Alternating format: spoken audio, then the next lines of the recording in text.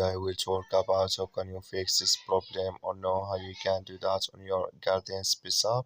So all you have to do, so you just click here on settings here. When you just click here on settings, it's going to show for you list like this here. So then you go down, just keep going down, you click here on apps, come to apps is here, and there you're looking for garden space app. So or just click here on search, then here add garden space app.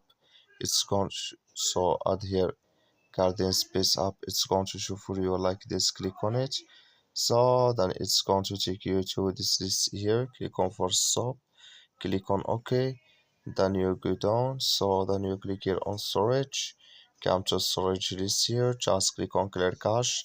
Then all you have to do, you just restart your phone and start it again, then it's going to work with you. That's all you have to do. Thank you for watching. Don't forget to support us by liking, subscribing.